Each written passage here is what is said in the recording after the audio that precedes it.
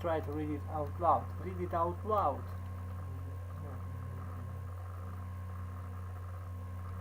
Let's try.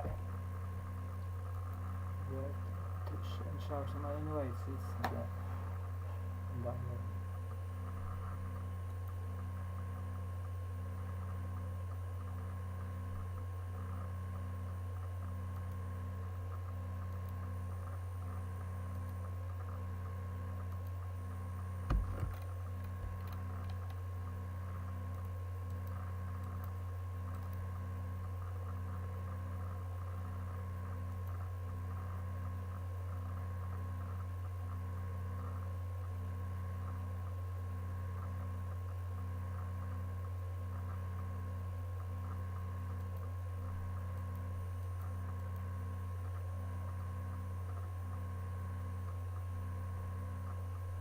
Краюшка.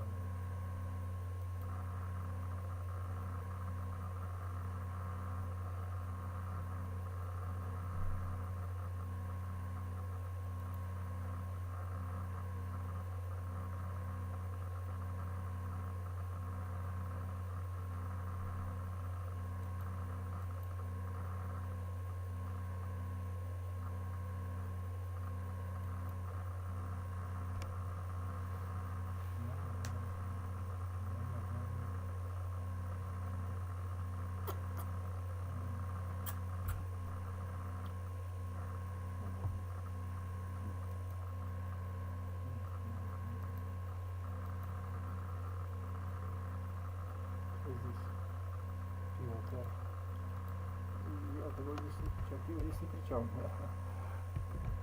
Ну-ка.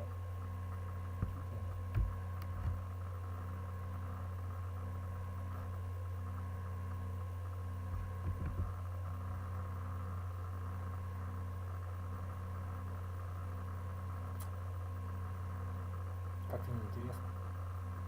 Видишь, что же он сейчас читать будет.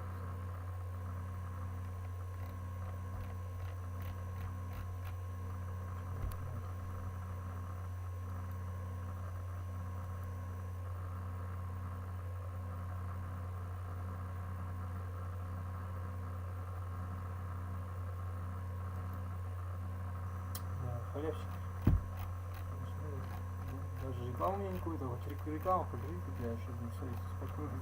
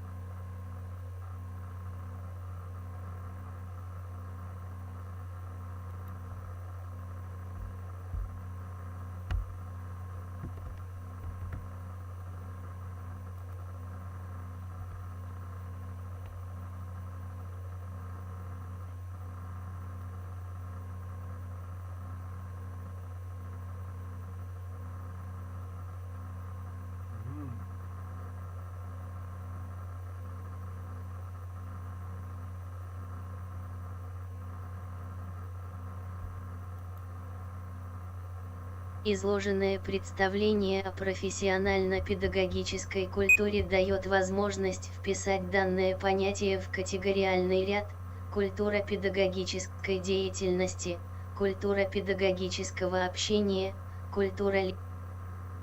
Изложенное представление о профессионально-педагогической культуре дает возможность вписать данное понятие в категориальный ряд: культура педагогической деятельности, культура педагогического общения, культура личности учителя.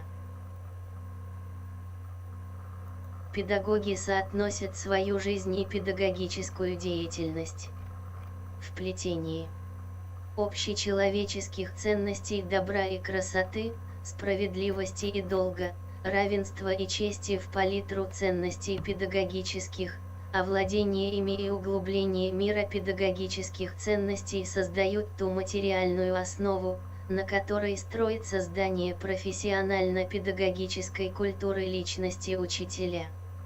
Субъективное восприятие и присвоение учителем общечеловеческих культурно-педагогических ценностей определяется богатством его личности, направленностью профессионально-педагогическая культура учителя.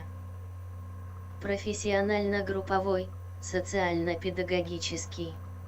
Социально-педагогические иерархия видов деятельности учителя стимулирует развитие индивидуальности. Педагог аккумулирует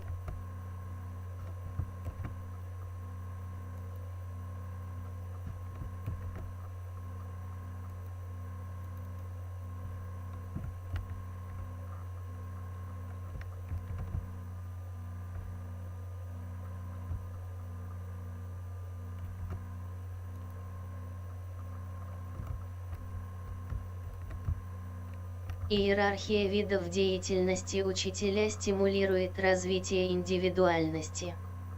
Педагог аккумулирует это многообразие, находясь в центре особо структурированной и организованной деятельности. В процессе своей деятельности каждый педагог как личность актуализирует лишь ту часть профессионально-педагогическое сознание учителя выполняет сложную иерархия видов деятельности социально-педагогические ценности. 3. Технологический компонент понятие широкое внедрение в образовательный процесс информационных технологий. Понятие, анализ понятия, технология, свидетельствует о том, что если на первых порах оно ассоциировалось в основном с производственной сферой деятельности человека, то в последнее время стало предметом многих психолого-педагогических исследований.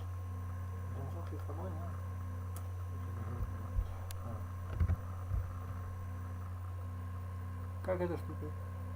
Ну давай сейчас. Профессионально-педагогическая культура учить так вот прям шлеп. Ты же дурак делать, ты нехрен скажи. Прежде чем профессионально-педагогическая культура учителя. Как думаешь, почему? Нет. Ну а как? Ну что так, да. Не согласен. Ну да. Ну да. Ну вот так. Ну а что, зачем? Нет, при чем здесь это? А ты врун говорит, ну нет, ну а зачем? Ну я не хотел говорить, а что, в принципе, что, какой смысл скрывать? Ну как бы не то, что заяву там, да, наоборот.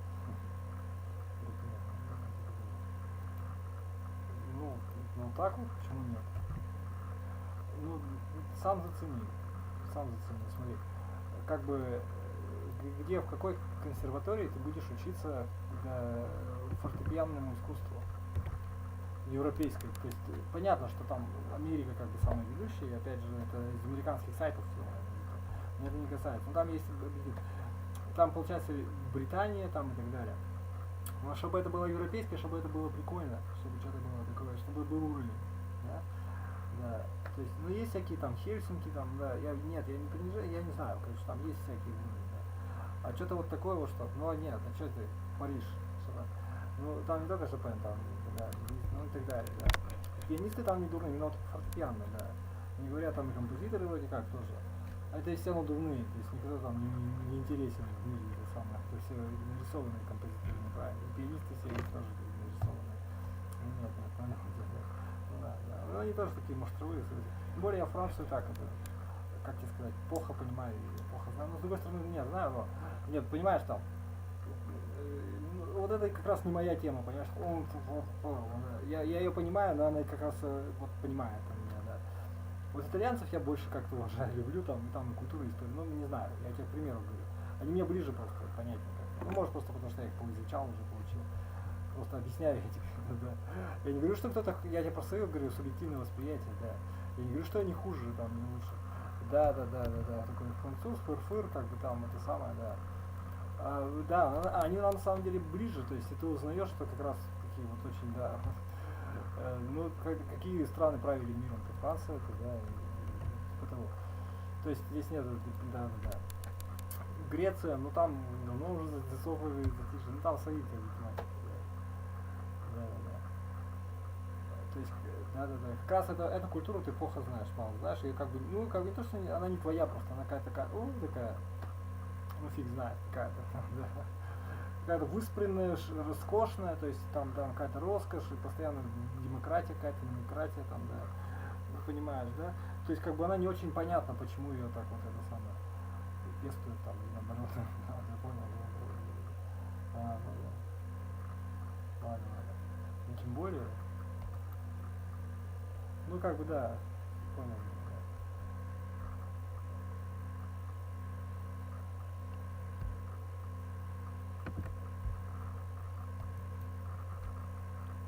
Mess of the press.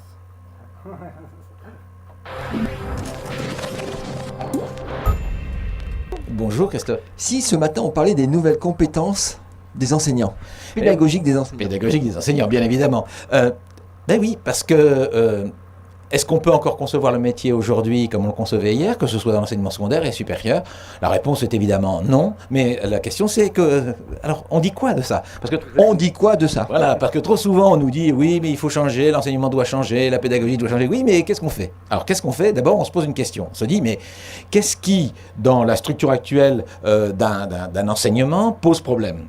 Ce qui pose problème, c'est d'abord évidemment les sources d'informations qu'on a. Un enseignant, c'est souvent un assembleur de connaissances qui sont soit disséminées dans des ouvrages, dans le manuel. Le manuel, alors, ou parfois les revues scientifiques ou autres, ou ses propres travaux. Et c'est là que déjà l'enseignant met plus ou moins sa patte personnelle. Bon, il amène donc, il prédigère un savoir globalement. Or, aujourd'hui, la prédigestion des savoirs, elle pose problème. Parce que un enseignant ici à Lyon peut très bien prédiger un savoir, mais le même sujet peut être travaillé par un autre enseignant à l'autre bout de la France, voire du monde. Et du coup, si jamais l'un et l'autre se mettent à émettre leur savoir sur Internet, par exemple, ou le diffuser d'une façon ou d'une autre, des étudiants s'en emparent. Parce qu'on s'est aperçu, et c'est le deuxième point, c'est que les étudiants se sont emparés des autres enseignants qu'ils n'ont pas dans leur université, ou dans leur classe, ou dans leurs établissements, et ils vont voir ailleurs s'il n'y a pas mieux. Et d'ailleurs, certains disent, ouais, mais c'est peut-être pas plus mal, comme le disait Dillenburg à propos des MOOC, qui disait, mais il y a certains établissements scolaires qui se disent, mais finalement, si le cours est bien fait là-bas, pourquoi on le ferait encore chez nous? Donc du coup, il y a ce deuxième point. Puis il y a un troisième point, c'est globalement que, encore chez nous. Donc du coup, il y a ce deuxième point. Puis il y a un troisième point, c'est globalement que, l'univers, alors on va dire, psychosociologique de la relation à l'intérieur de la classe change. À l'intérieur de la classe, parce que d'abord, l'intérieur de la classe, il est...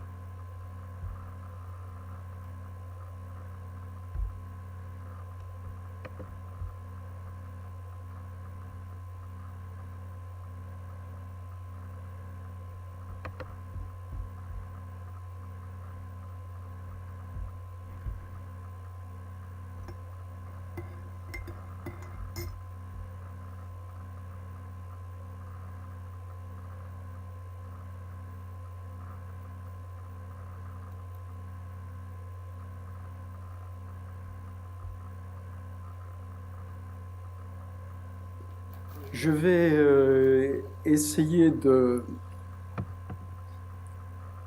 nouer quelques liens avec des choses qui ont été dites depuis ce matin. Comme je n'étais pas dans l'autre atelier, je ne sais pas ce qui s'est dit, mais je suppose que ça devait parler de la professionnalisation. Et comme c'est justement ce que je préparais, ça devrait faire écho. Voilà.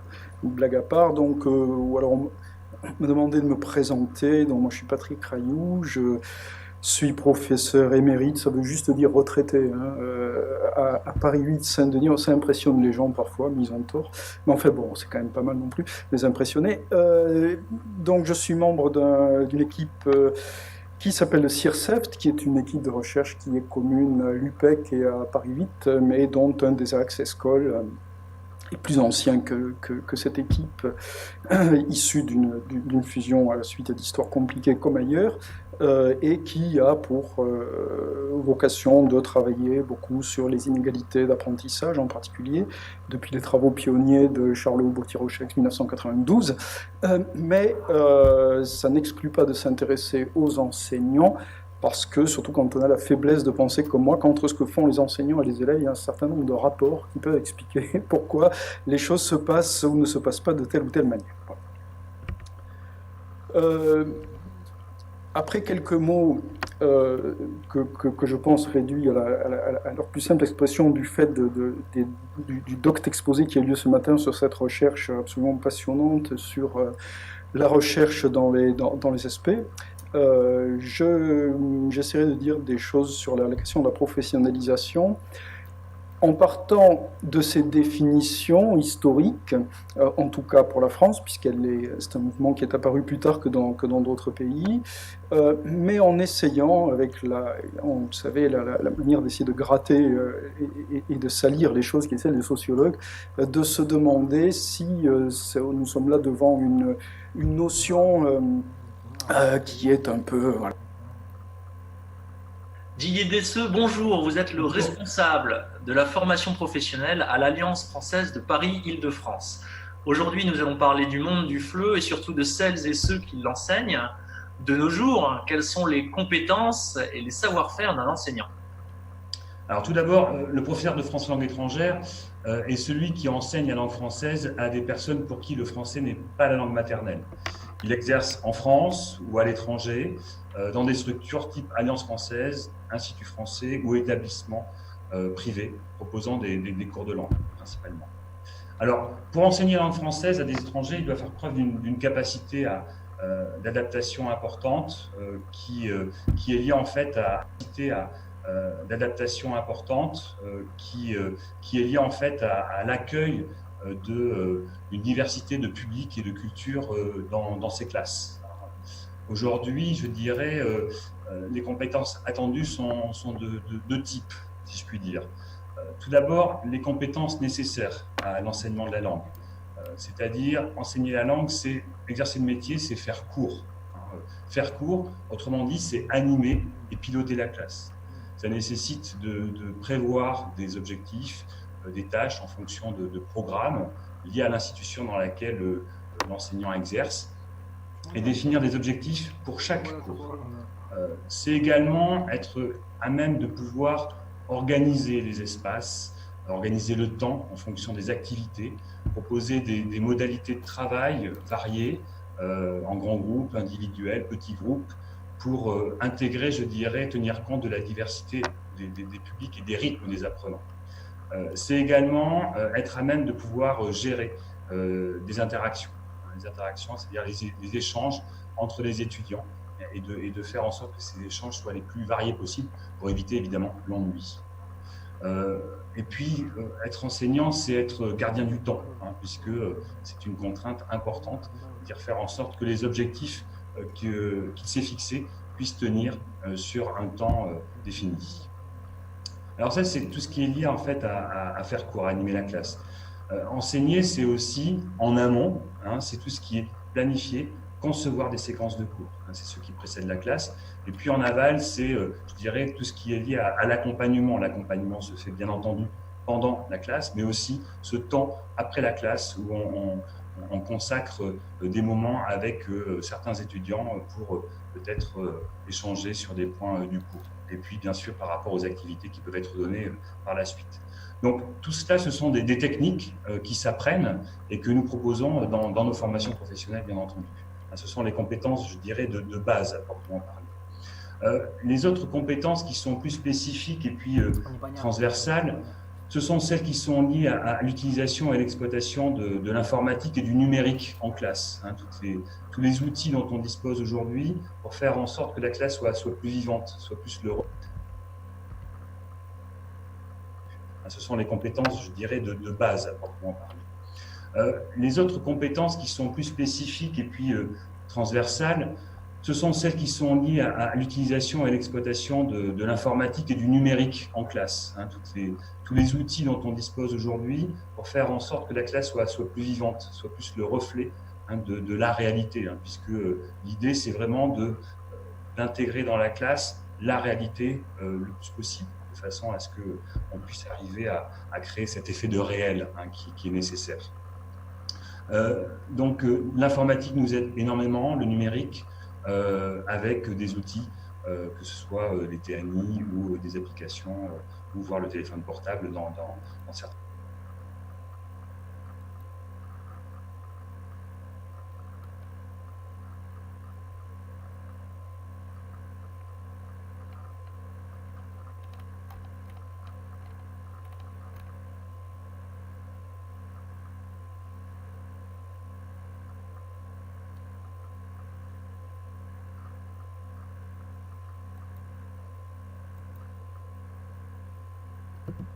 Occasions.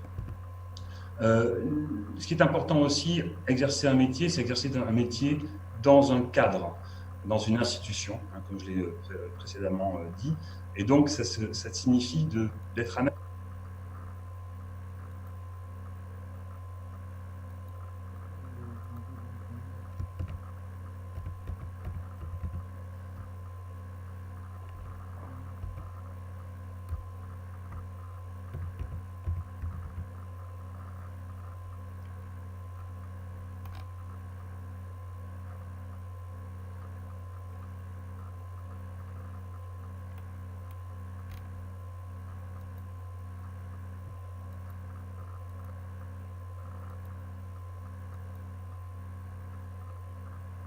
Nous venons de voir dans la vidéo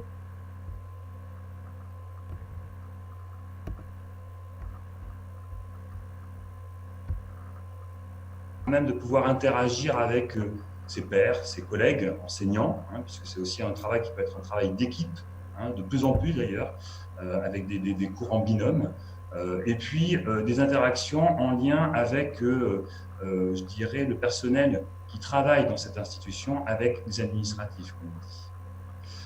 Donc, être à même.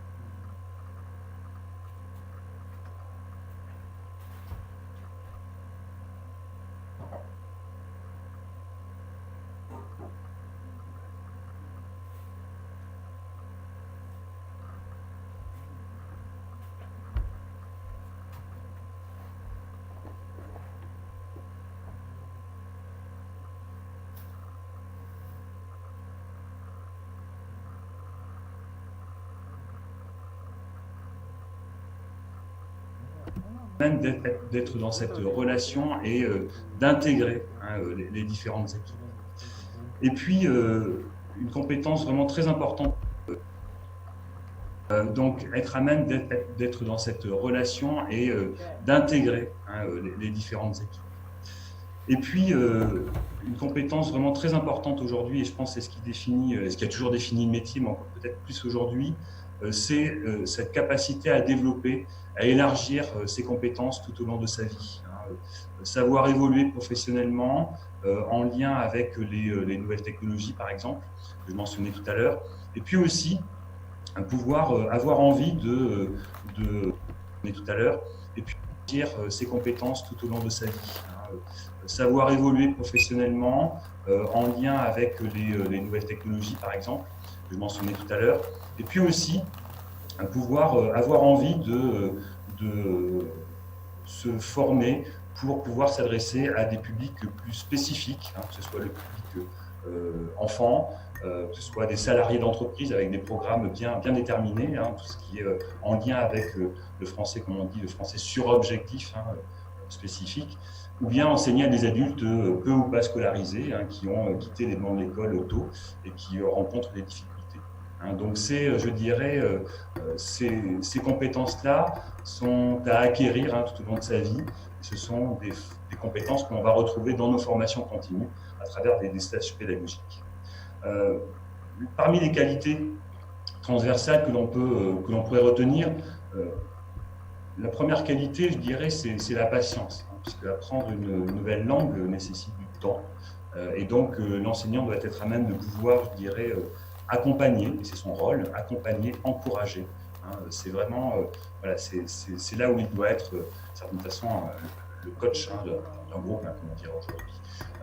Il a le sens de l'organisation, il a cette capacité à anticiper en tenant compte des moyens dont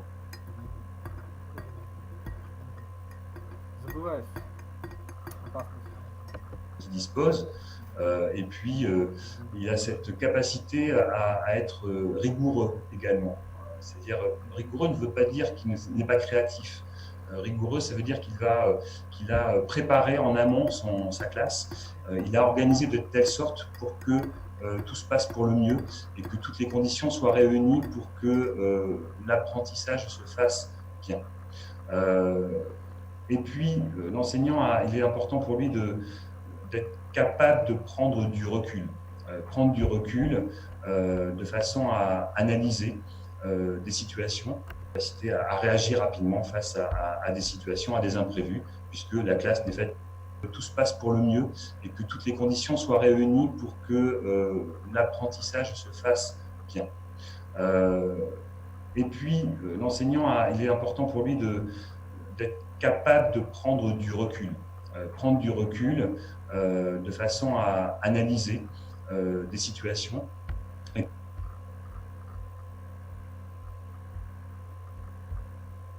Voilà, établi aujourd'hui, accrédité, et si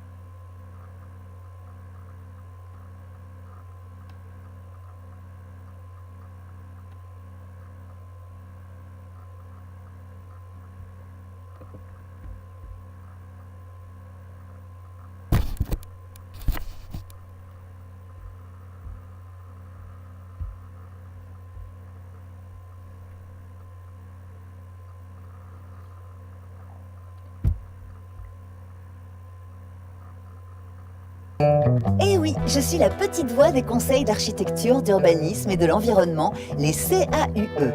Depuis 1977, nos architectes, urbanistes, paysagistes apprennent aux plus jeunes à observer, construire,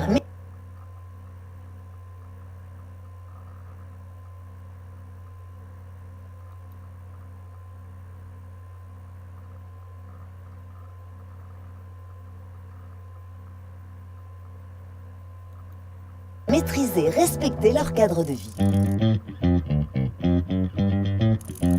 trouve ça intéressant aussi quand on se balade en ville avec d'autres personnes, soit qui habitent pas Le Mans, soit qui ne connaissent pas, de leur raconter tout ce qu'on se balade en ville avec d'autres personnes, soit qui habitent pas Le Mans, soit qui connaissent pas, de leur raconter tout ce qu'on a appris. Le CAE nous est apparu comme une évidence.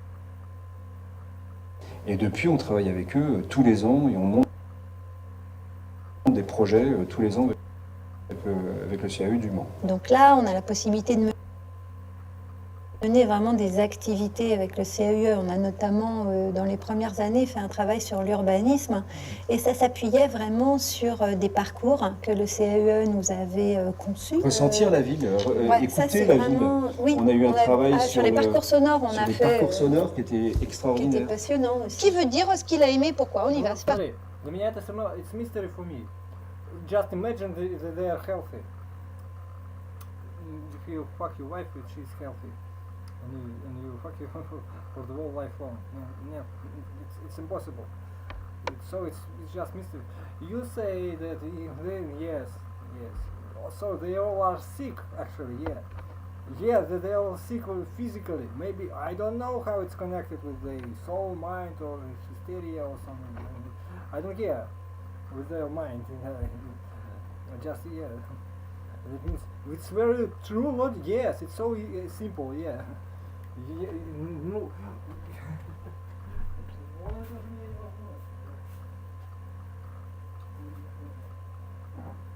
So you say that there is a better thing in this world, yeah. Then for women, yeah.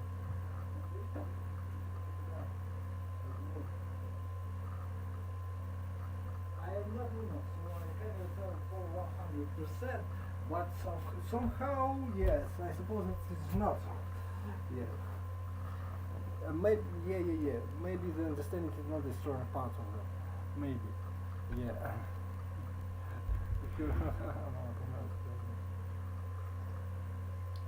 Taken care of. Of course, you won't be taken care of. Yes, if you're not lost and fucked and so on.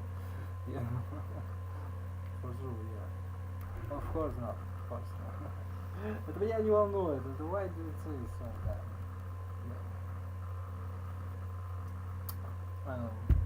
So maybe resistance.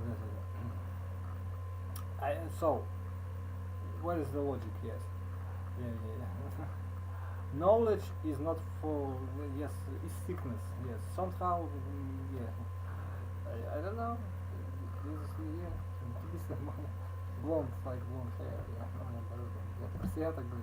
Parti. Ce que j'apprécie particulièrement, c'est le biomimétisme.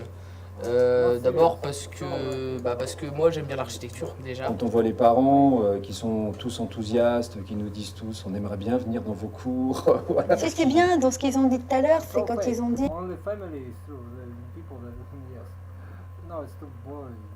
et alors nous on trouve ça moche aujourd'hui et à l'époque c'était vraiment hyper moderne et je trouve que ça c'est ce qu'on voudrait faire avec tous nos élèves, hein. C'est-à-dire être capable de prendre du recul sur le présent et ça le CAE nous permet ça vraiment. Notre mission est de transmettre le goût de l'architecture, de l'urbanisme.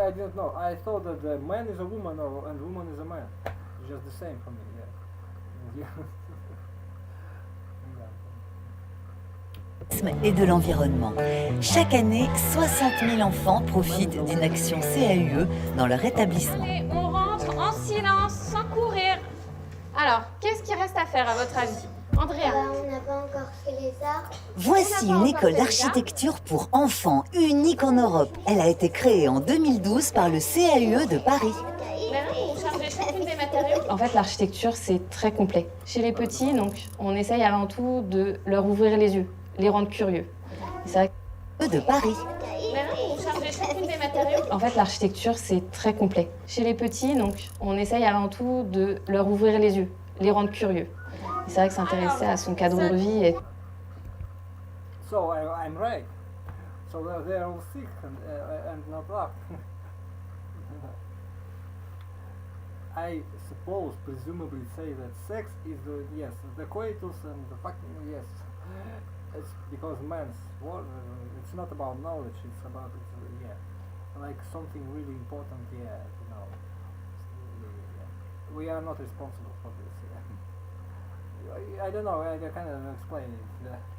It's not our topic. Yeah. If you're living with, if you're a man, male creature, and you're it's pathetic, yeah. Yeah, you know, yeah. Да. For women, it's yes, it's the life. Itself. No, they make this very good, yeah. Not this, but okay, да. Типа того он имеет да. То есть серьезно, нет,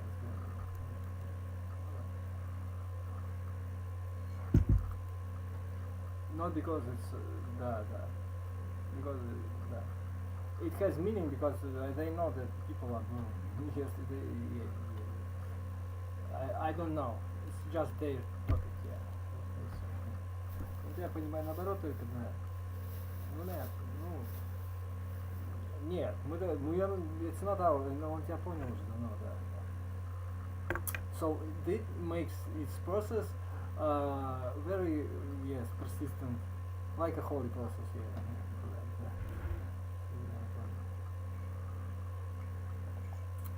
I don't know, it's, no, don't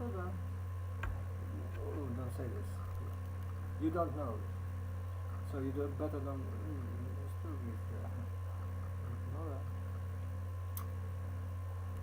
forget it. Maybe intimate, maybe like this, yeah. I don't know, I'm a man. For me it's fucking rubber,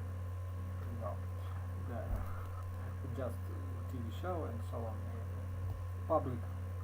Publicity, yes, for да, он тебя понимает, нет, она тебе так говорит.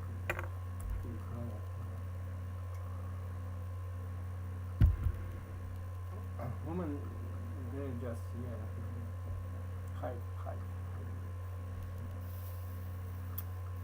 Да, ей, ну, наоборот, да. Ну, здесь, по крайней мере, так. Curieux de là où on habite, c'est déjà un plus.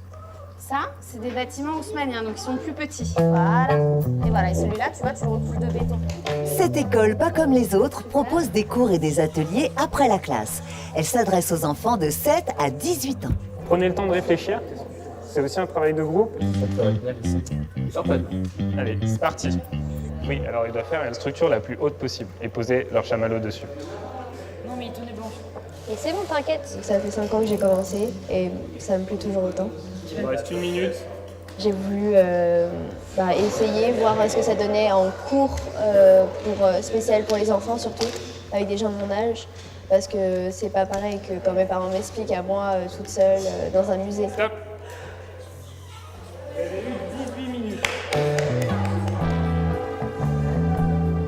Les enfants sont les meilleurs ambassadeurs pour sensibiliser leur entourage.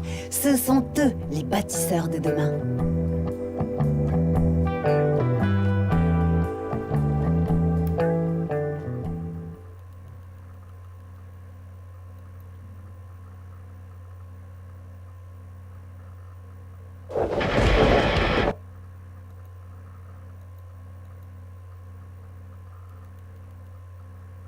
Bonjour tout le monde.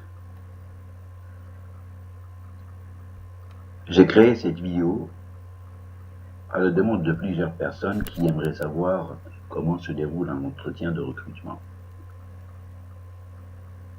Parmi ces personnes, il y a des gens qui travaillent déjà dans le secteur privé, mais qui désirent, pour une raison ou pour une autre, changer d'établissement. Ceci d'une part.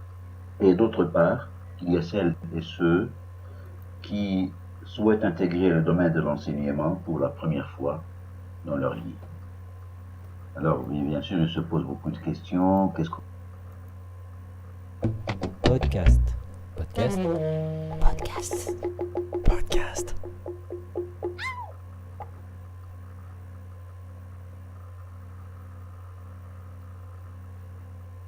Technologie de l'information et de la communication dans un contexte d'enseignement, de formation, d'accompagnement de l'apprentissage. Depuis 1995, je suis également rattaché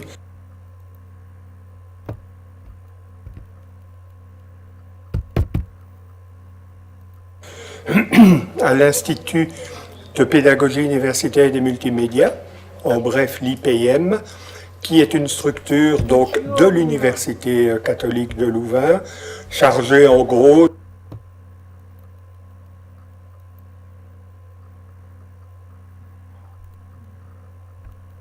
Joe Biden's okay with my job for now, but he's going to eliminate these jobs as soon as he can. I mean, look at the other side of the ledger. Donald Trump has refused to raise the minimum wage. It's taken away overtime, which Joe Biden and I worked on, and others, of 100,000 Ohio workers and a similar number in Pennsylvania. Trump has put on the Supreme Court and federal judgeships, and at the secretary, as a Secretary of Labor, anti-union judges, the corporate lawyers. To say it this way, when there's a fork in the road and you either side with corporate interests or you side with workers, every single time Donald Trump has sided with corporate interests. And again, contrast that with Joe Biden as the dignity of work candidate that will always put workers first. All right, but I think about your old congressional district that you used to represent, that you know, you're telling me that those voters, are they going to be okay with what Joe Biden has said about fracking in the oil industry? They're not going to get cold feet and think, he's going to get rid of those jobs? No, I mean, Joe Biden, Trump won Ohio by 8 points. It's an uphill fight, but we're going to win it, and we are winning it because Biden is the dignity of work candidate. I won it by 7, and I won it because the same formula Joe Biden is following. You talk to workers directly, you have good African-American turnout, and the suburban voters just off the charts in places like Columbus and Dayton and Toledo and Akron and Cincinnati are just overwhelmingly breaking to Biden. That's why he's going to win. He is a dignity of work candidate. People in the suburbs understand that too. And that contrast is so increasingly very, very clear as Trump is so just look at this one thing. 600,000 workers in Ohio were getting $600 a week unemployment. Trump and McConnell just took it away and said, sorry, you're on your own. That's way more important than any one comment that Joe Biden or Donald Trump made. It would see what I do, watch what I do, don't just listen to what I say. You know, if Joe Biden wins, there's going to be a lot of people who are going to want to say, hey, your mandate is to do X. No, your mandate is to do Y. So I'm going to ask you, what do you believe the American electorate would be sending as a message, as a mandate, if Joe Biden is elected president? Well, I address the COVID crisis, the pandemic, the public health disaster that Trump has made worse and worse. The first thing out of the box may be the John Lewis Voting Rights Act to restore voting rights that the Supreme Court has taken away. But the first really big thing we do is a COVID package with infrastructure, putting millions of people back to work, helping those who are unemployed, helping open our schools safely, providing emergency rental assistance so people we can stop this wave of evictions that is building, all of those kinds of things. But it's ending this pandemic and getting the economy back on track, which Donald Trump has utterly failed. Donald Trump, as President Obama just said on your preview, Donald Trump doesn't even have a plan for a second term, having no idea what to do about this pandemic. And Joe Biden, chapter and verse, is ready with a big infrastructure package right behind it to buttress it. Senator Sherrod Brown, Democrat from Ohio. Always good to get your perspective on this program. Thanks for coming on and sharing your views with us. I appreciate it. Let me turn now to Congressman Denver Riggleman for those in Virginia. The district he represents is Charlottesville, so it's a little bit of rural Virginia, a little bit of Northern Virginia, a little bit of Collegetown, Virginia. Congressman, I'm curious, you're in one of these areas that while in Virginia, I think we have an idea of where the state's going to go, but it's districts like yours. Where's it headed? Because where it's headed probably tells us where the country's going. What kind of insight can you provide? Well, you know, our district's 10,000 square miles, so it's bigger than New Jersey, Chuck, as you know, and we've talked about that.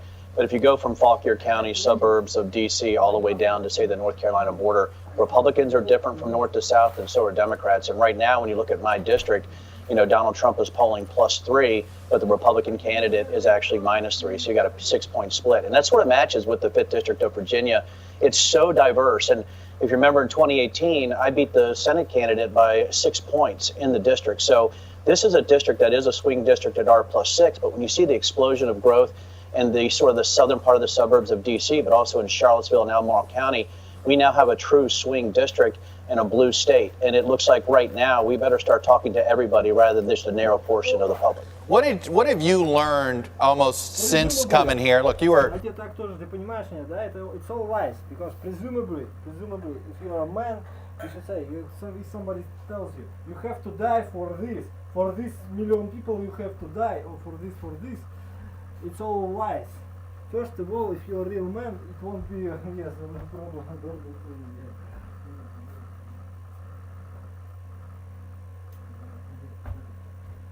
Ой, я не знаю, ну нет, ну да, понял. Да, ой, perhaps yes. If you wanna live, yes, perhaps.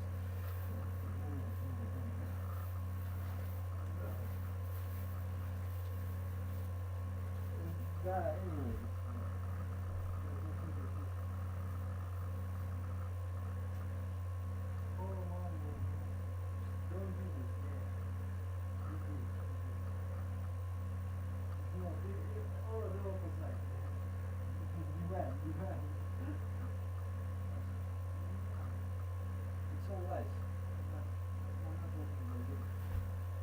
You have to live the healthy balance, yes, a good example or something. Yes. Yes, especially if you are really,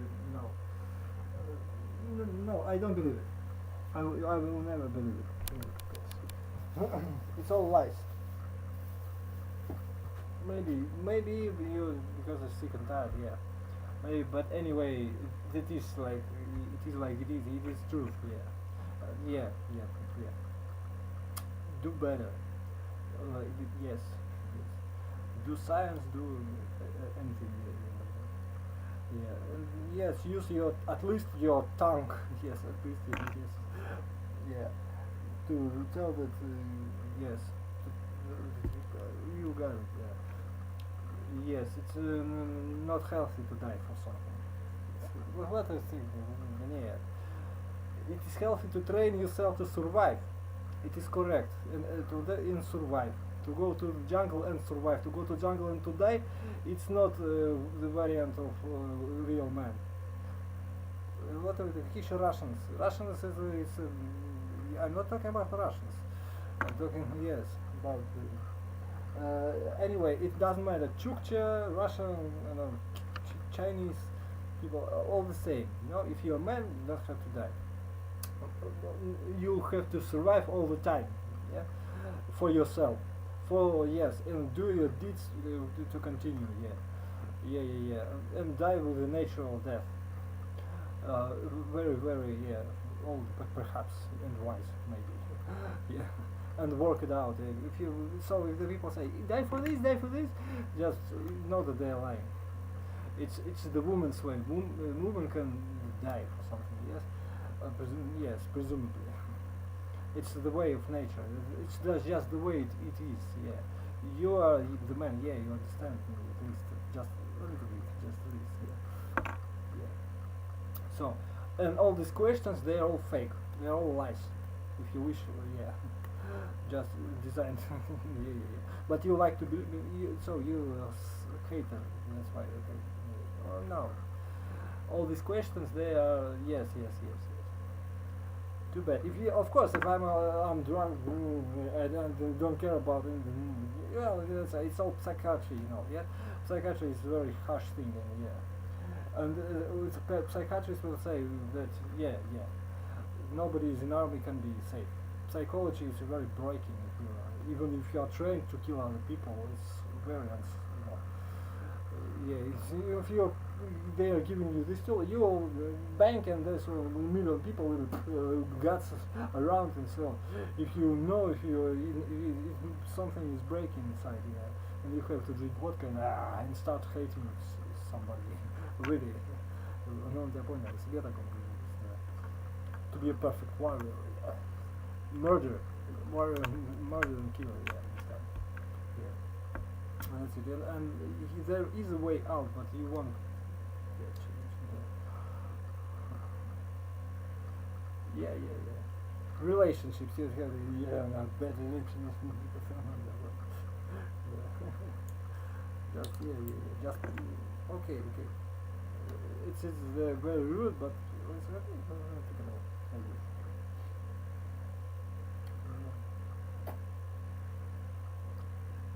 Yes. Sometimes they. Yeah. How do you think? Do you feel yes? Okay. Don't be better. Nobody's better. So, yeah. Ой, мама просто вообще болеет. So, can you? Okay. Okay. Forget about that. Так.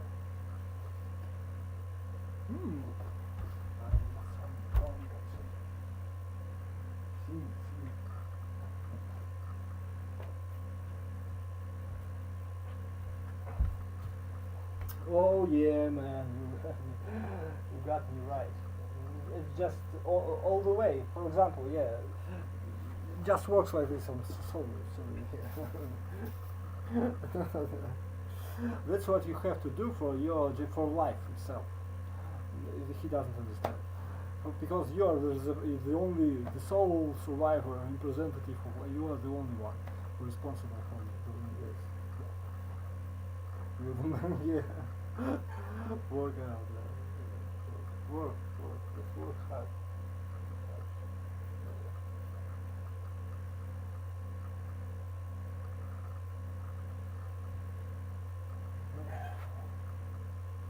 Yes, and patience. Yeah.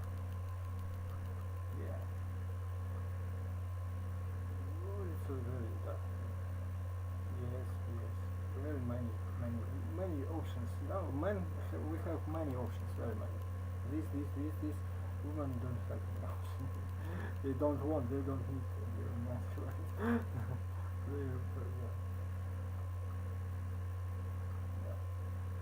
Oh my God.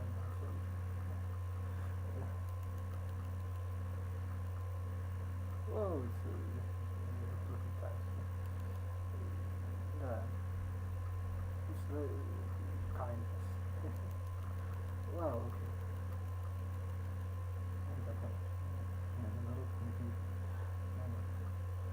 okay. Of course. Be my.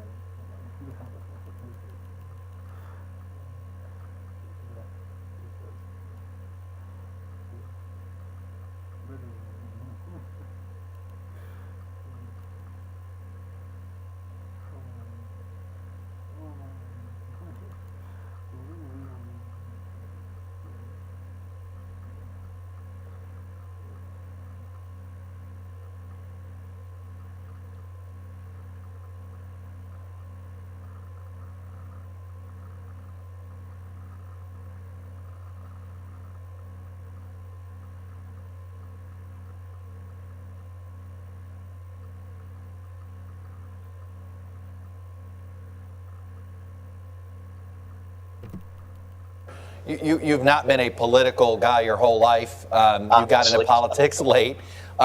You got ousted in a Republican primary. And so you're aware of sort of these divides inside the party. Talk about these divides in the party. Is this sort of would this be the reason if Donald Trump loses and Republicans lose control of the Senate? Would you say it's these divides in the party that's the reason? Yes. I mean, I think it's that simple. I mean, if we're looking at just a cult of personality in the Republican Party where ideas and policies sort of go away, we have a real problem. Now, don't get me wrong. I think some of Joe Biden's policies are pretty bad on a policy perspective. When you talk about court packing, which I think is really, almost like a judicial arms race, a self-licking ice cream cone, or you're talking about energy policy or economic policy. But I think what you have with the president right now is that when I'm talking to people, they're not really worried about policy. They're just like, what President Trump says goes. And right now in this district, that's not working very well. And I think in the state, it's not working very well. But what I've learned, Chuck, right now, is I really thought the battlefield of ideas is where it's at, but it's really, gets very, very personal. And I think that's something we got to worry about. You were very aggressive in working with somebody across on the other side of the aisle, trying to get a bipartisan resolution to condemn this wacky QAnon conspiracy that has led to some violent actions by some of these believers. And of course, there's Marjorie Taylor Greene, the Republican candidate for Congress in Georgia that's likely to become a member of Congress. Here you got a large majority of the House to condemn QAnon.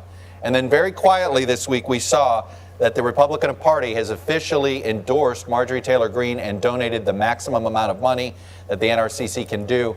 What message does that send to the party as a whole that they did that? So I might as well just piss everybody off, Chuck. So I think if we're doing this, if we're looking at the spread of misinformation as part of something just to pander to a certain subset of voters, I think we've lost our way. And that's the thing that I've been talking about. Yes, I agree with most of the policies for limited government and growth. And a lot of what President Trump has done in this district has been wonderful. But when we start to actually represent as a party that's part of this, anti-Semitic conspiracy theory that, believes that there's some kind of pedophilia cabal, on the Democratic side of the House, I think we're in for a rough ride. And I just wish we could stick to policy, because if we stick to policy, it's almost impossible to vote for Joe Biden, but we're not. And I guess I scratch my head as a former intelligence officer, Chuck, is what are we doing here? Like I said before, these are people that believe Lord of the Rings is a documentary. And the fact that we're trying to appeal to them is just ridiculous to me. You still a Republican? I tell you what, I'm a Republican. What I thought a constitutional Republican was, the way the GOP going in Virginia, it's very difficult for me to stay with any party. I believe that duopoly is really, the two-party system's really failing the American people right now. All right, Congressman Denver Riggleman, a Republican from as I said, from the Charlottesville area in Virginia. Thanks for coming out and sharing your perspective with us, sir. I appreciate it. Chuck, I appreciate you. Thank you. Up next, will Democrats take the Senate? What's the path for Republicans to hold on? Will we even know before January? Panel is next.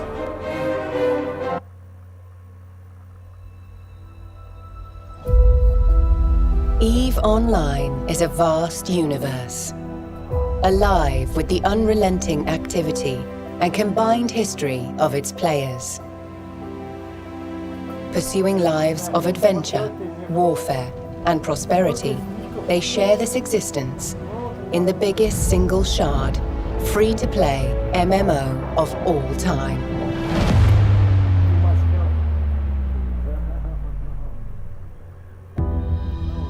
Set 21,000 years in the future, EVE takes place in a distant cluster of over 7,000 star systems known as New Eden.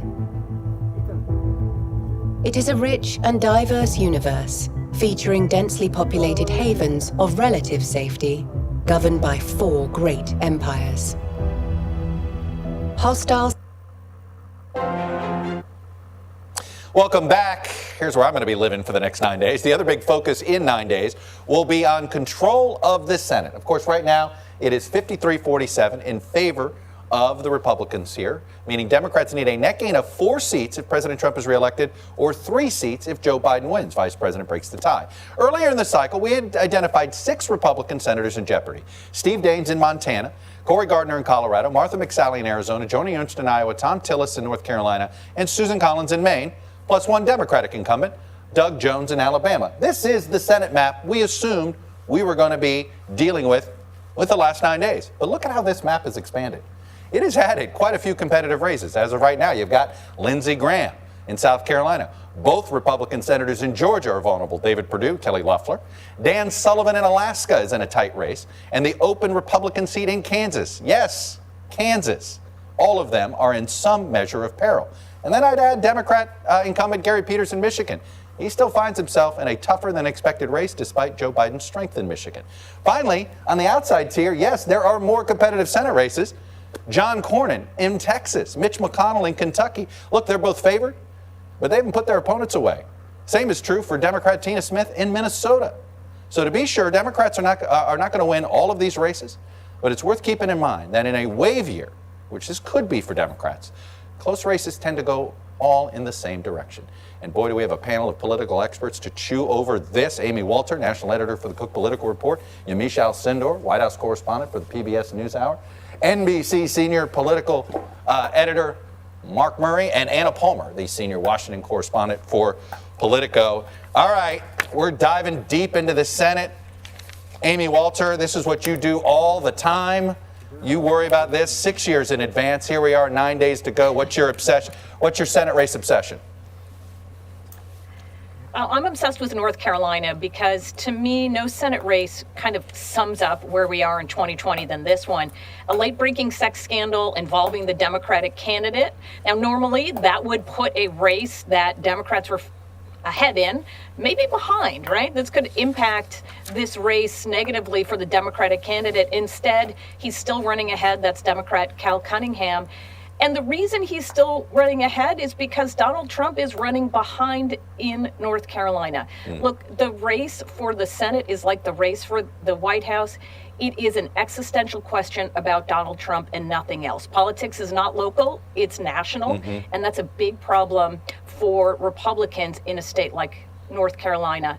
Finally, Chuck, the other reason I'm obsessed with it, polls close at 7:30 in North Carolina. The AP called AP called the race at 11 p.m. in 2016. Well, we are excited about North Carolina here at NBC for those very reasons as well.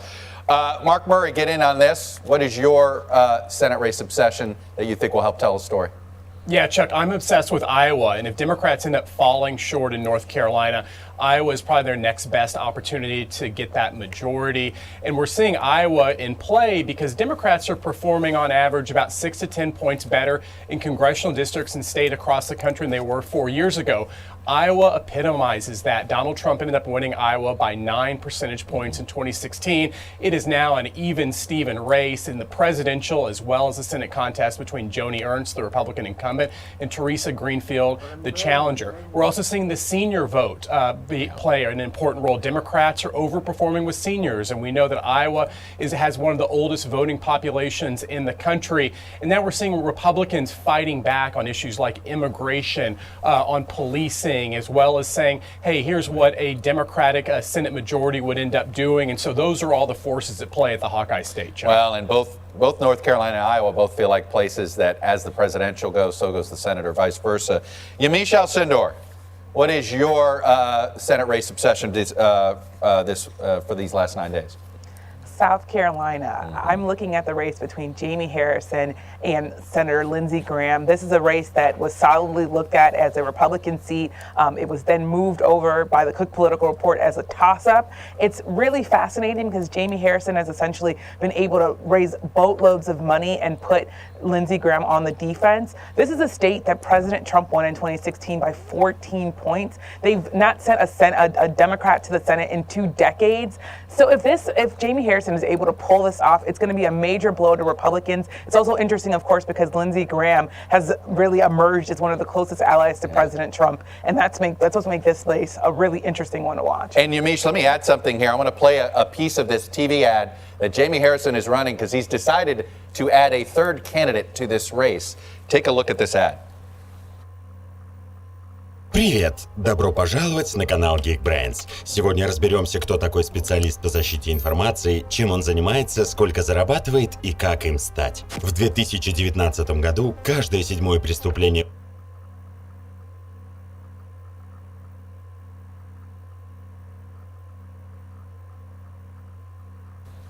Bledsoe was pro-Trump from day one, opposes all abortions, and Bledsoe's against all gun control. Lindsey's changed, and Bledsoe's...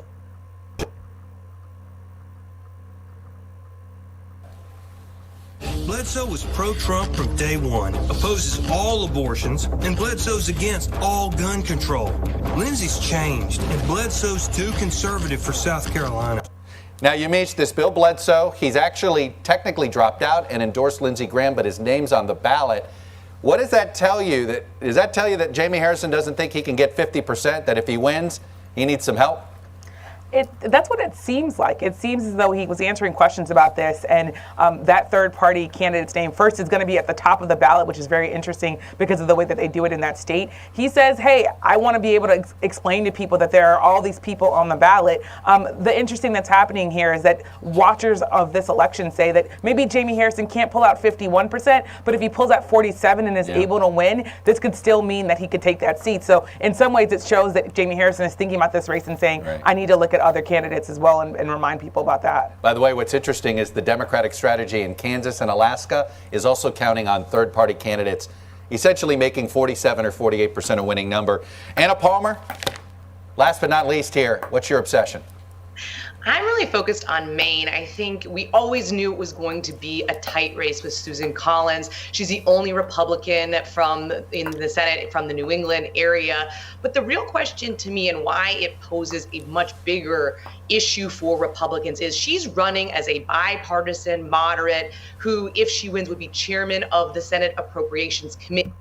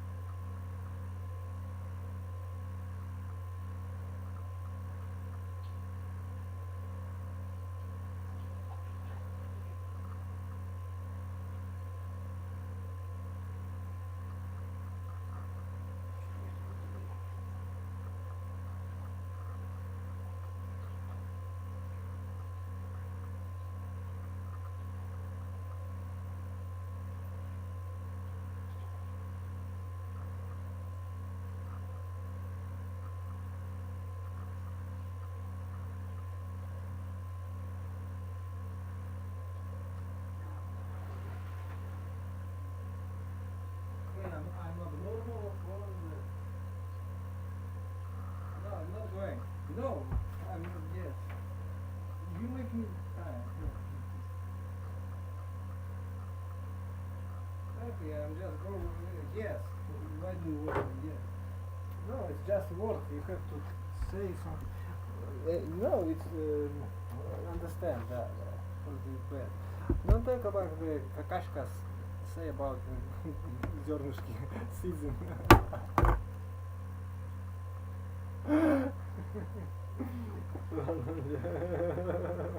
Ладно, не говори меня. Нет, все нормально, что ты? Забудь. Наверное, presumably like this, yeah. No more happiness.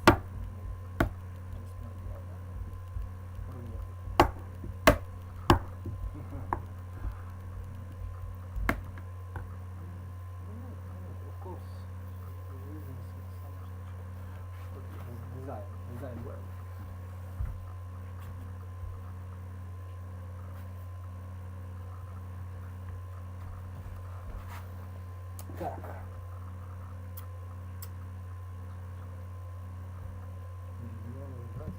Committee. And is that a message that can win in 2020 or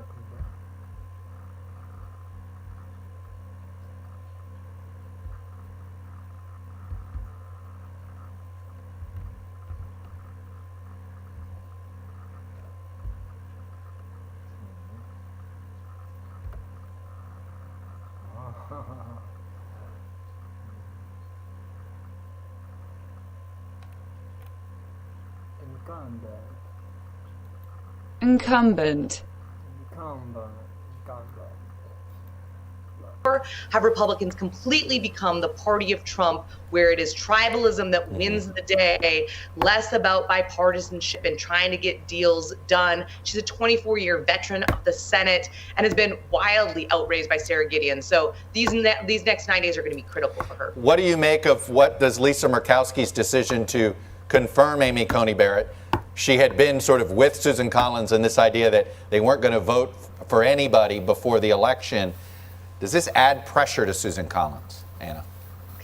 Yeah, I think the decision by Murkowski to say on the procedural vote, she's not going to be for him, but for actually the vote that will confirm Amy Coney Barrett that she's going to support it. I do think that puts pressure on Susan Collins, but I will say she's the only Republican who has not endorsed Trump this cycle, and she is going to need those more suburban, moderate Republicans to stay with her and not vote for Sarah Gideon. So she is a very fine balancing act here in the closing days of this election. Amy Walter, if the Georgia Senate race runoffs are what decides the Senate majority, does that mean it was a bad night for Democrats on election night?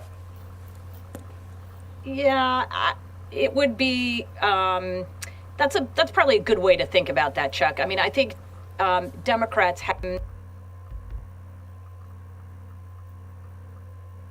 stay with her and not vote for Sarah Gideon. So she is a very fine balancing act here in the closing days of this election. Amy Walter, if the Georgia Senate race runoffs are what decides the Senate majority, does that mean it was a bad night for Democrats on election night? Yeah, it would be. That's probably a good way to think about that, Chuck. I mean, I think Democrats have at least 5 seats right now where they're currently ahead. And so if we go 9 days from now, it meant that they only won 3 of those. And it would probably be the North Carolina and Iowa. And yes, the determining control of the Senate in Georgia in January. Yeah. Wow. Yeah, like I said, I've talked to Democrats that said if Senate control is on the line in January, that's not an election campaign they necessarily look forward to running. Let me pause it here. When we come back, we're going to look at 2 counties that may go a long way towards deciding who will take the oath of office in January. Stick with us.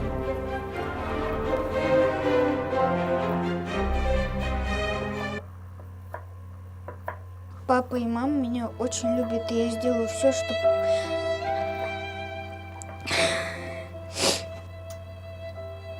Привет, меня зовут Саша, мне 11 лет. Около года назад мне нашли болезнь, называется рак. Я ненавижу болезнь и хочу выздороветь и быть как раньше, здоровым. Болел я очень, любил играть в футбол. Я хотел быть отличным футболистом, а потом пришла болезнь и все остановилось. Лечение, которое я принимаю, очень болезненное, но я сделаю все, чтобы выздороветь. Я хочу жить, я не хочу, чтобы рак меня победил. Мы с мамой здесь одни, я очень скучаю по своей семье и друзьям. Ладно, понятно. Норбека уйди, вот что я тебе скажу.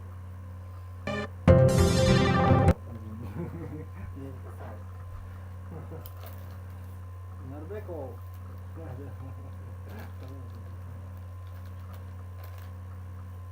Бильонс, ну бильонс.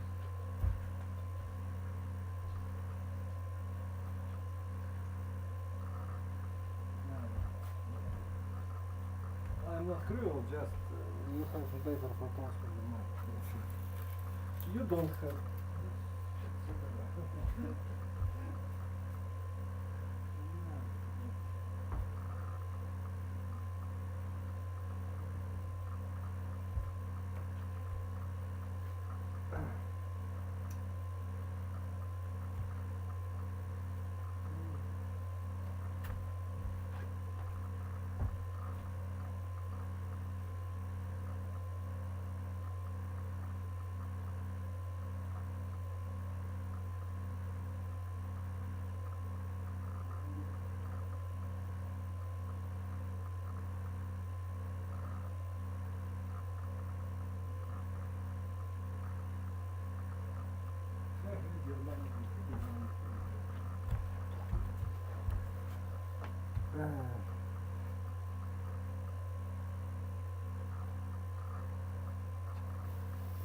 Как это не надо? Надо что-то не надо.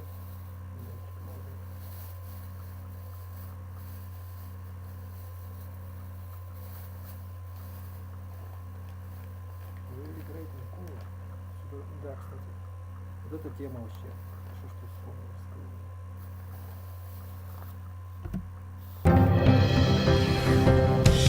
Welcome back, data download time, and a final look at the 5 counties in the 5 swing states representing different critical voter groups that we've been tracking all campaign season long.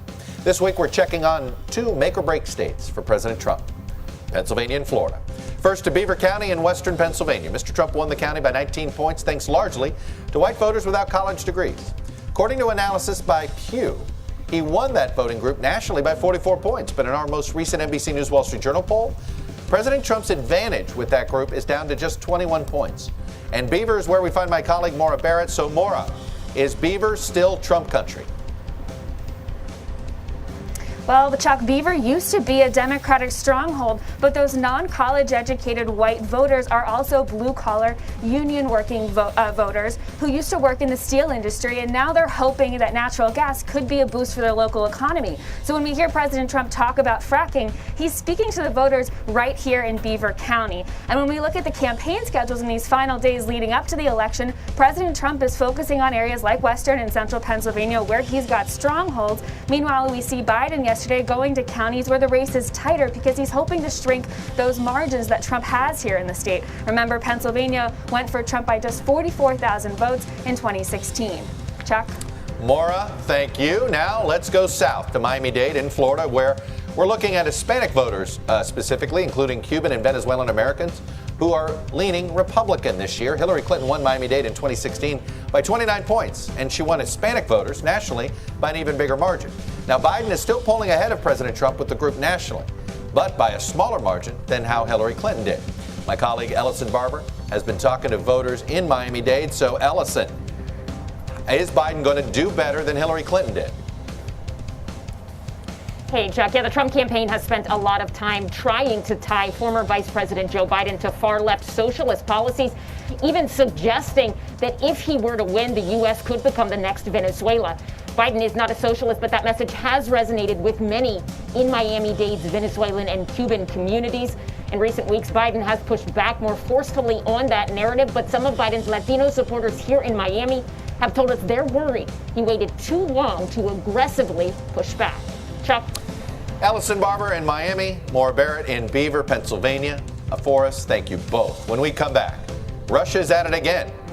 Iran is too. How safe is your vote? NBC News Vote Watch is next. 1 hour and a half.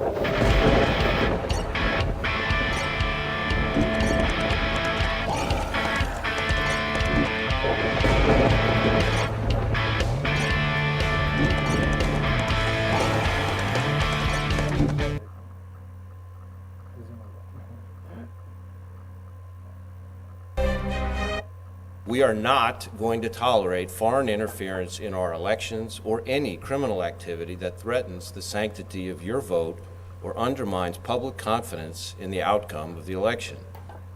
That was Christopher Wray, the FBI director, and he, of course, was joined by the DNI director, John Ratcliffe, too, when they announced what was a confirmation of both Iran and Russia doing this. Yamiche Alcindor, you know, the decision to make this announcement public, it was a bit of a scramble. What more do we know as to what motivated them to go public with this, the need they thought they had to go public, warning again about these outside agitators? It's a great question, and from what we understand, their main motivation continues to be that they want to warn the American people that there is election interference and that there are foreign adversaries that are trying to attack and meddle in the 2020 election. But there are critics of this that say this is also, in some ways, a political move. You heard Director Ratcliffe say that this was intended to harm President Trump, but there are election officials and election experts who say this is really about sowing discord and that Russia continues to be a much bigger player and a much bigger threat than Iran. So there is this idea that this was in some ways also tainted by the politics at play, with President Trump often saying that he's the victim of this and foreign adversaries wanting to hurt his campaign, when in fact it's really about the entire idea of perception hacking being that you give the idea that there's foreign interference in the election and scares people, and makes people not want to trust the system. No, I know the perception hacking is something. Anna Palmer, I know you deal with a lot of these members of Congress who actually are quietly more concerned about this sometimes than we hear from the president. But I'm curious how concerned they are about the Russia angle. Peter Strzok, the former FBI agent who became, obviously, the president decided to make a symbol of the investigation. In his book, he really sort of rattled me and others when he talked about all of the things Russia could have done in 2016 and didn't. Here's what he told me in my podcast. He said, let me take a listen. Say that there were things they could have done that they didn't, and that I fear that it's coming. They've improved those and perfected them, and that they're going to use them this time around. Anna Palmer, do you get the sense we're ready for whatever it is that Russia thought about doing 4 years ago and didn't? Look, I think both Senate Republicans and Democrats, and even in the House, have done a lot of digging in terms of election security. I think they are aware that countries, particularly Russia, are working against American interests here on this. But I also think there's a concern about what the president is doing to sow discord and kind of the Americans' confidence, actually, in the voting system. And that's something else that you also see privately a lot of members of Congress concerned about, that the president is actually doing just as much to dissuade people from feeling like their vote is actually going to be counted. Well, this brings us to the other part of sort of this, I don't know what to call it, sort of election shenanigans, right? One is the outside influence. The other is lawsuits. And it does look like, Mark Murray, that the state of Pennsylvania is going to be the center of the legal fight, perhaps. I just want to throw up a bunch of headlines here. The Philadelphia Inquirer, overall, 1 out of every 5 requests for a mail-in ballot are being rejected in Pennsylvania. Here's the Center for Public Integrity. What happens to those so-called naked ballots accidentally sent without that inner envelope? Naked ballots won't count. One local election commissioner said that could swing the election. Spotlight Pennsylvania. If the validity of the ballots cast on November 3rd is called into question, the Pennsylvania legislature could decide to offer its own slate of electors by invoking Article 2 of the U.S. Constitution. It does seem as if Pennsylvania is going to be ground zero for disputes over an election if this is close. Yeah, Chuck, and Pennsylvania is really shaping up to be the tipping point state, the 270th electoral vote or more for either Joe Biden or President Trump. If this is close. Yeah, Chuck, and Pennsylvania is really shaping up to be the tipping point state, the 270th electoral vote or more for either Joe Biden or President Trump. And as we've seen this race over the last year, it has been incredibly stable. But what you just mentioned, all the uncertainties, how the vote is counted on Election Day, about signature matching, about these kind of naked ballots on whether people put the ballot in an actual envelope or they don't. And of course, if Joe Biden ends up winning Pennsylvania by several percentage points, as the polling indicates right now, I don't think any of this is going to be a problem. But all of a sudden, if this is like a 1 or 2 point race, all of those things come into play, which is why there have been so many legal challenges. And again, I think on Election Day and maybe an election week, all the uncertainties about how the vote is counted is going to be the biggest story we're all going to be following. Amy Walter, is this the unknown? The numbers are the numbers. But as I said, one of the things I've been saying is the unknown is how we're going to administer this election. Is this ultimately the thing that we don't know until we see it done? Well, one of the good things about this cycle and the fact that this pandemic did hit in April instead of, say, October, is that election officials are actually prepared for this. Usually the unknowns, Chuck, are when something happens in an election nobody was prepared for. So while I think most election officials would have liked to have a bigger window, like 2 years to prepare for this rather than just 6 months, I think that they know what to look out for and they are preparing for this. But I agree that the bigger challenge right now is where the president is in terms of his rhetoric, both on Election Day and after. And that to me is more than anything. And finally, the fact that so many people are voting right now suggests that the dissuasion campaign isn't working. No, I think that's for sure. All right, guys, I got to leave it there. As we go, I want to let you know about nightly news across America this week. My pal Lester Holt hits the road in Nevada, Wisconsin, and Pennsylvania. He'll be talking to voters about their top concerns as America votes. That's all for today. Thank you for watching. We'll be back next week from election headquarters in New York City, 2 days before the biggest day of this year. Because if it's Sunday, it's Meet the Press.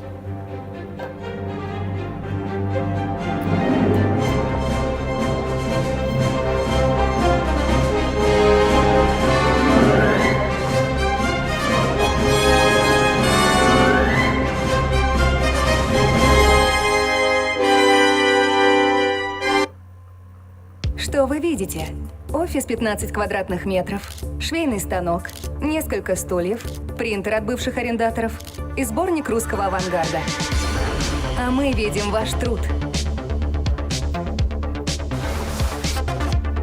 Ваши знания. Талант. Ваш потенциал. Работу в команде. Готовность свернуть горы. Решительность. Первый успех. Конкурентов. Смелость. Первые потери. И второе дыхание.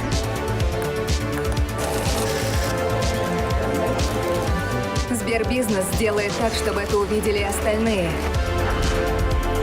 Бизнес-старт. Решение для уверенного старта и развития бизнеса. Удобные пакеты услуг от 0 рублей. Мы видим больше. Сбербизнес.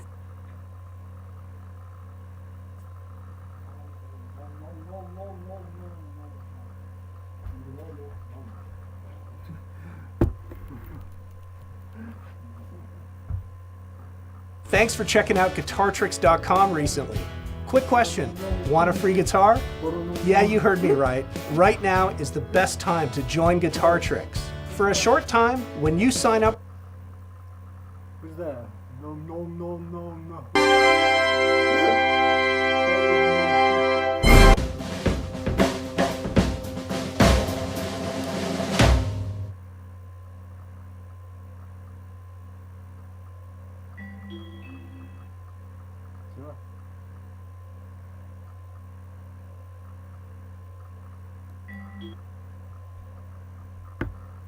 So let's hone in on Florida. Joining us now, we have Politico's Mark Caputo, who is the author of the Florida Playbook, and former Republican Congressman Carlos Curbelo of Florida as well. Good to have you both on board. So, Mark, I am so glad you're here. First of all, great column, great reporting this past weekend on the early vote counts. Florida is fascinating because we can see it sort of unrolling every day, right? You get to see those numbers. Democrats started out with a huge advantage.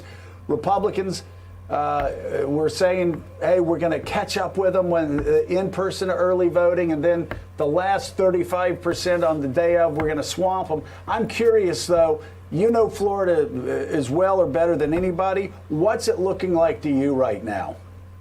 It's looking like something I haven't ever seen before. We haven't seen any party, whether Republican or Democrat, lead out to the lead that Democrat had, and the Democrats still hold. As of yesterday morning, it was about 363,000 raw ballot cast, more Democrats than Republicans. But yeah, Republicans are catching up. So the question is like, can they catch up enough? Do they have enough of these voters to make a difference? And is the Republican bet wrong or right that the election day will just be a blowout for them? There are signs that Democrats are still turning out more. Actually, there's data showing they're turning out more low propensity voters than Republicans, and they're also turning out more of those new registrants than Republicans. So that can also make a difference. I think you mentioned earlier about election day wins in Florida and the cushion that a Democrat can have. I'll give you this. On election day morning, Hillary Clinton led in 247,000 votes total. There were 90,000 more Democratic ballots cast than Republicans, but because of independents and party switchers, she led by 250,000 votes, essentially. She wound up losing overall, because of Election Day, by less than 113,000 votes. Gives you an idea of the Election Day turnout that Republicans are capable of. Big question here is, can they do a repeat?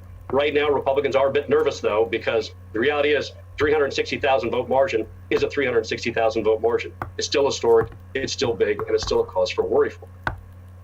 Yeah, and Mark, that's what I'm hearing from Republicans. They're saying, yeah, listen, we're going to have a strong election day turnout, but would we rather have those votes banked, or would we, or would we rather be in our position hoping for this big turnout on election day?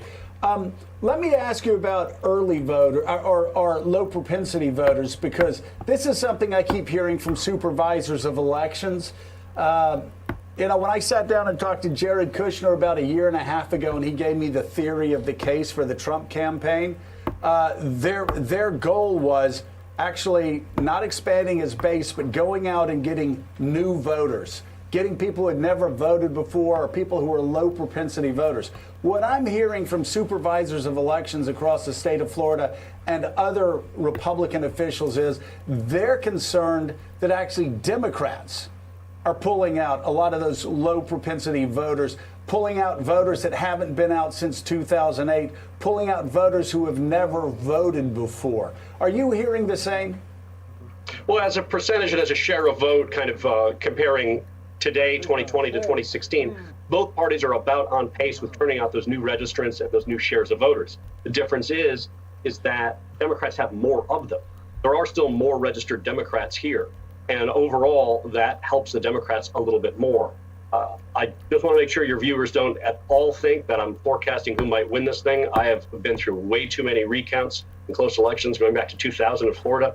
So, take these numbers for what they are and understand they're going to change. But the Trump campaign does believe, now whether they are in denial or not, I'll let others decide, but they believe they are in a better shape than they were in 2016 at this stage of the election because of the number of those high propensity or reliable voters that they have in the wings. Now, Democrats believe quite the opposite. They like what votes are votes.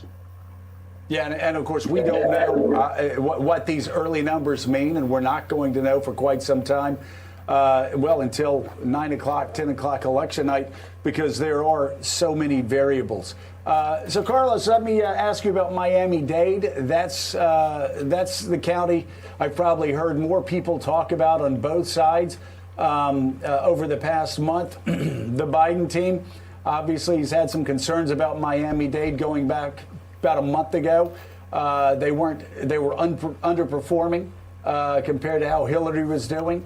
The Trump campaign was pretty excited about it.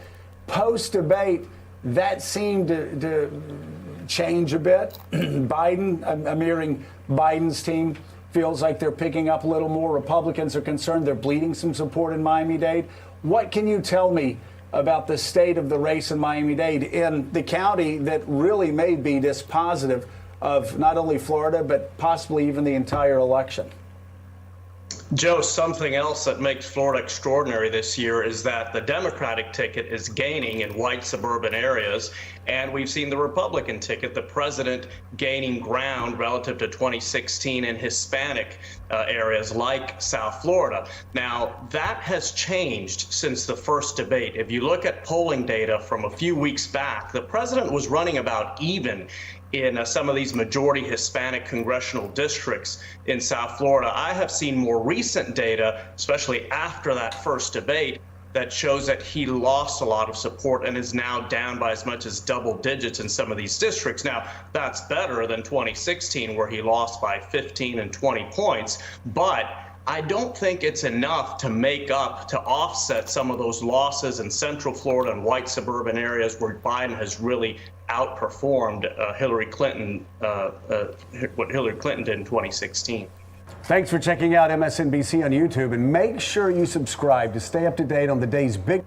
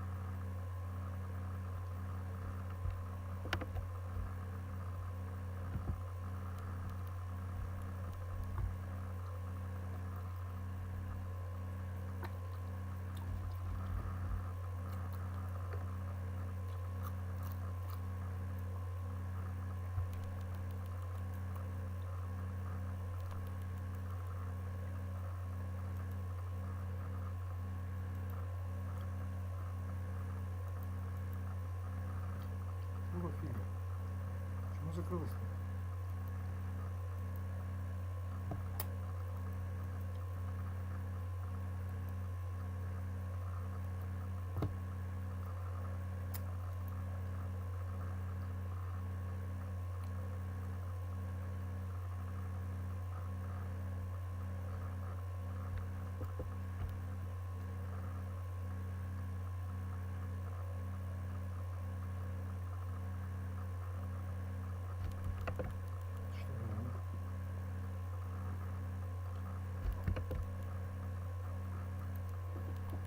За набережной, да.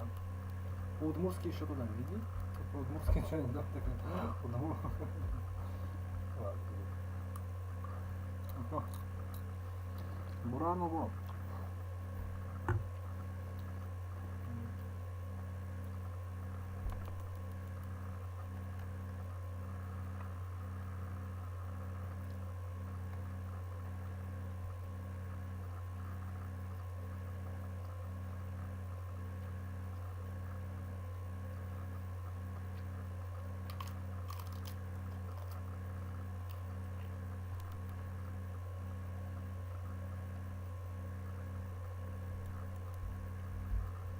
Американский здесь.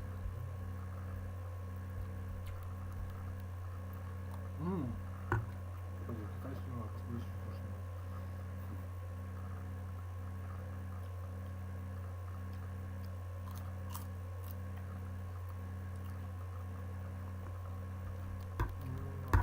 Вообще там запрещен был VPN? А VPN у них только разрешен. Если не запрещено.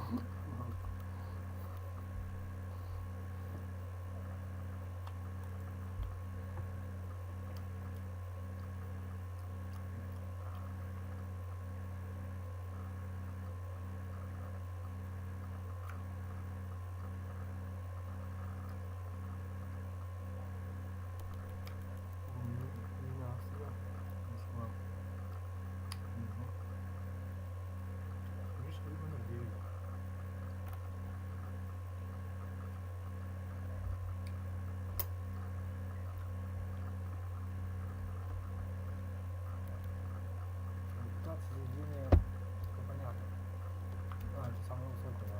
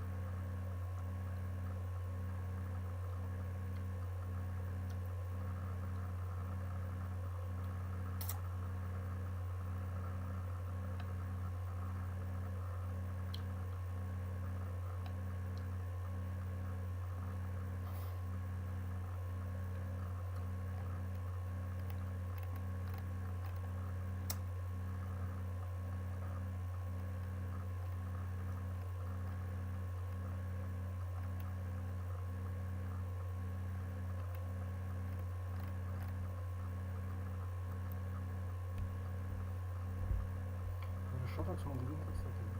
Нет, не хочу.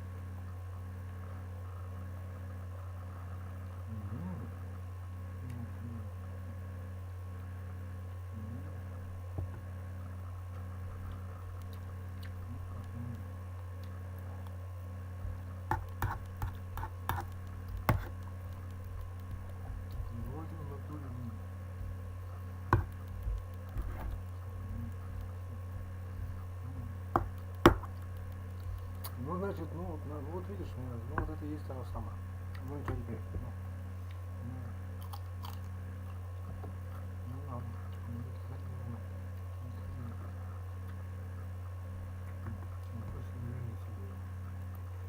Нет, наоборот.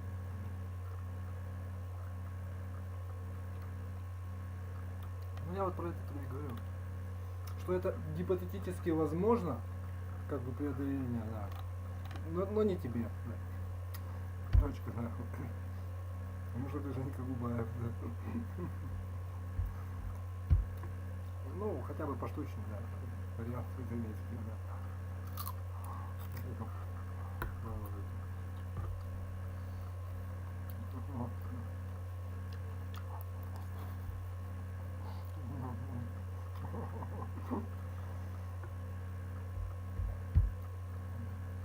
Живи дальше.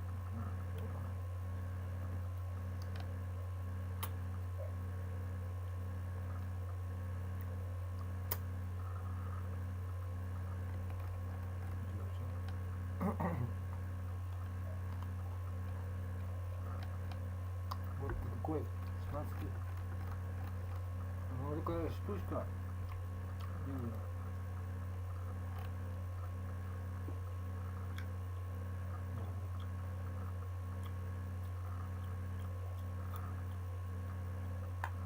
Ну что?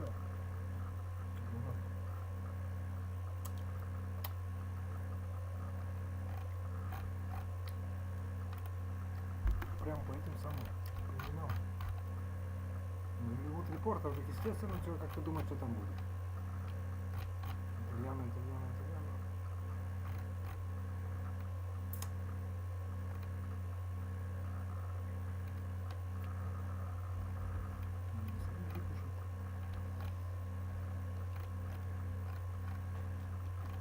Вообще здесь вообще все американские, по-моему, да?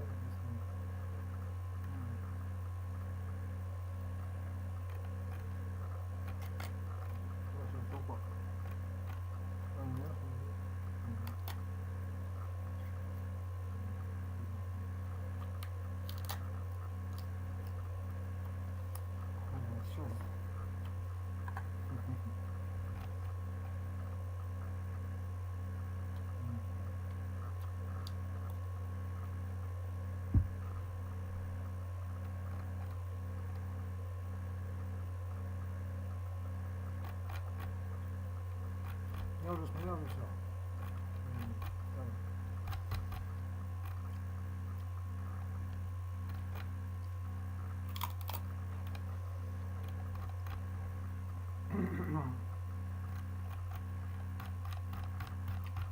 Только здесь причем.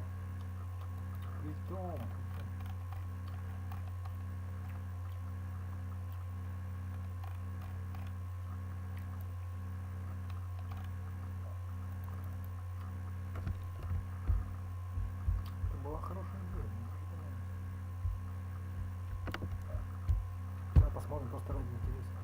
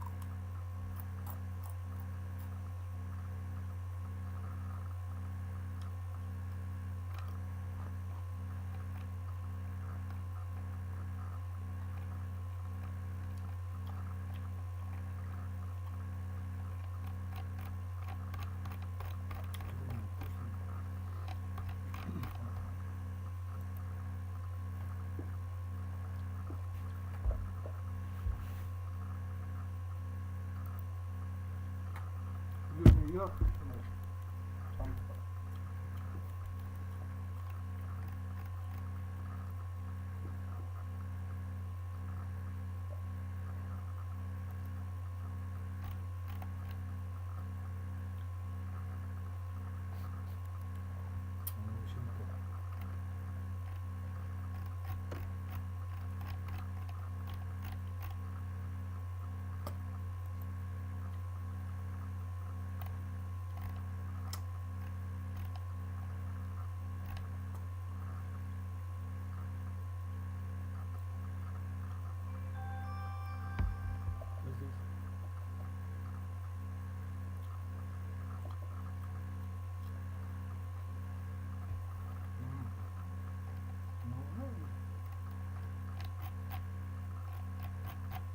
Эй, что такое? Ну, ты сюда. Ну, читай.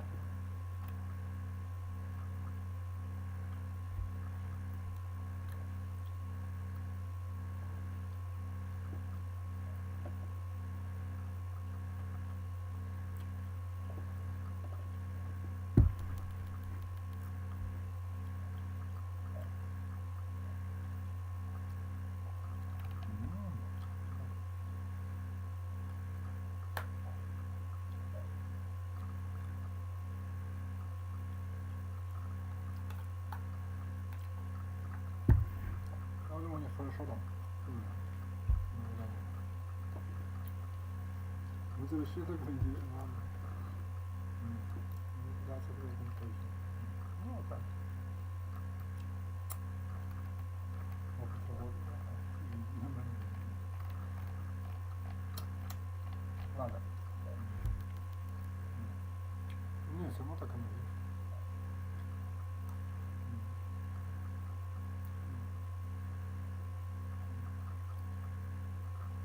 Ну нет, на дороге.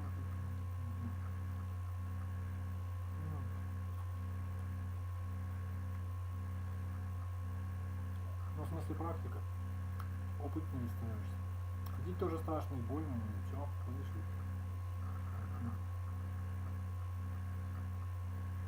Замечательно.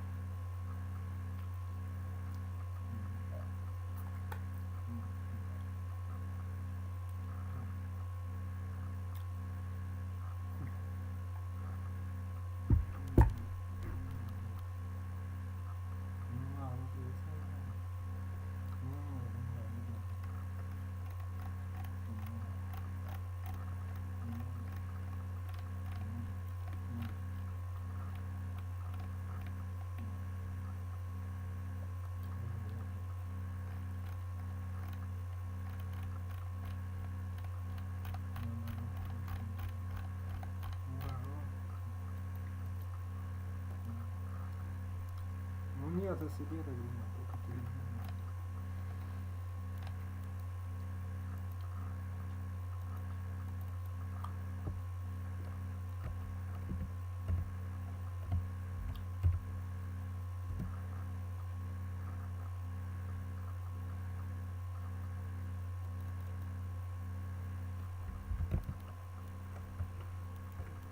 Текст.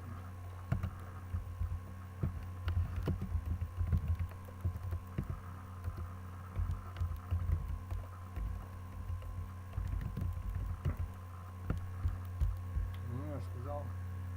Надо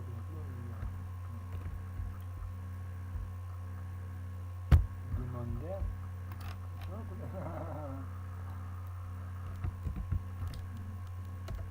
Он себе говорит.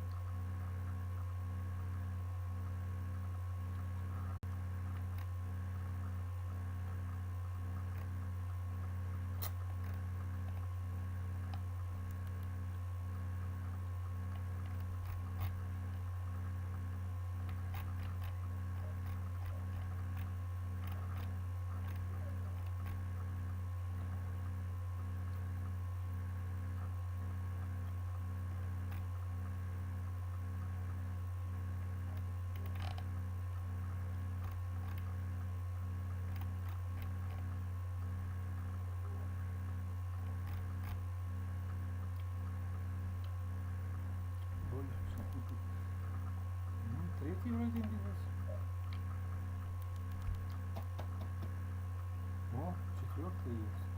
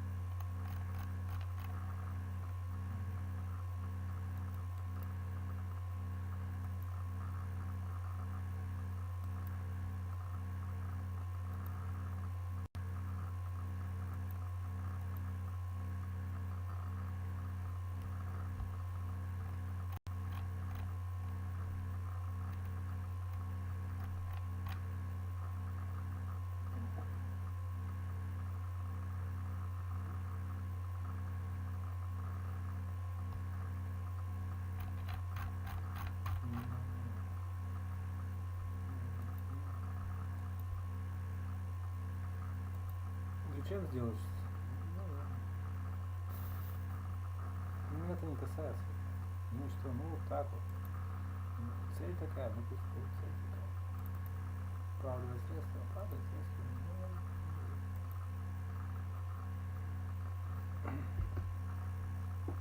Хочешь покупать дешевле, чем в магазине? Скачай приложение Юла и купи коляску и кроватку без переплат. Юла крутится за вас.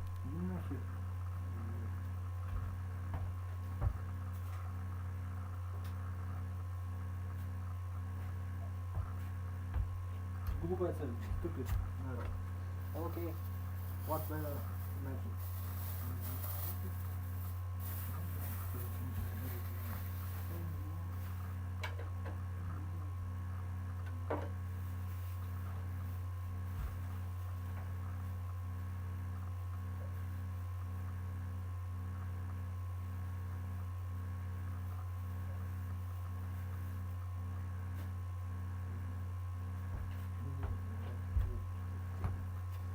Все, нормально, что ли, было?